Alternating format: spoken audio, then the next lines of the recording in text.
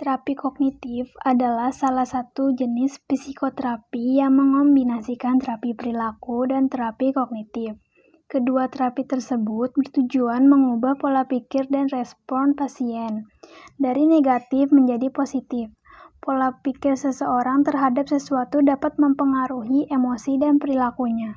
Yang harus diperlukan untuk memainkan permainan ini adalah yang pertama, menyiapkan kertas yang sudah bergambar. Nah, di sini yang bergambarnya itu bebas apa saja. Misalnya kalau mau hewan, buah, benda pun juga boleh. Dan yang kedua, membuat kelompok lalu membentuk lingkaran.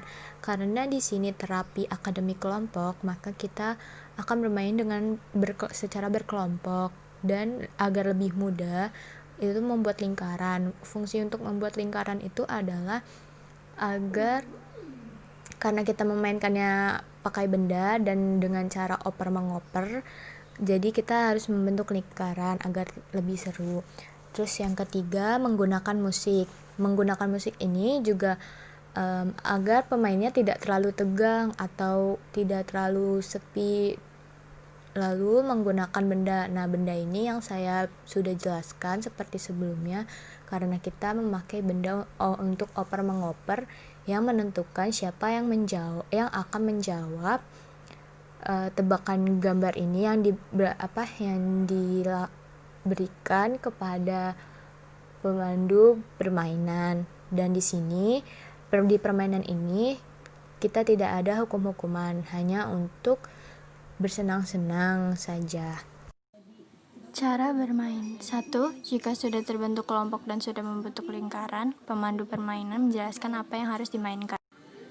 Kedua, pemandu menyalakan musik, lalu memberikan benda kepada pemain. Jika musik itu berhenti, maka ada pertanyaan dari pemandu pemain.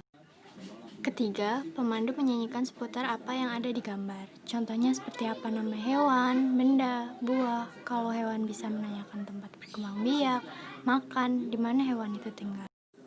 Keempat, jika benar, pemandu akan memberikan reward pada pemain, agar pemain tambah bersemangat. Tujuannya, mengetahui pengaruh senam otak terhadap perubahan daya ingat fungsi kognitif pada lansia.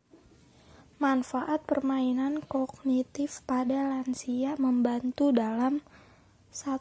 Merangsang perasaan, daya ingat, juga semangat lansia untuk menjawab dan berperan di dalamnya. 2. Memperluas ilmu pengetahuan. 3. Berpikir dan melakukan dengan perasaan yang riang, gembira, serta antusias tinggi dan terhibur. 4. Melatih emosi, perasaan, hati, dan juga pikiran lebih fokus dan juga terarah.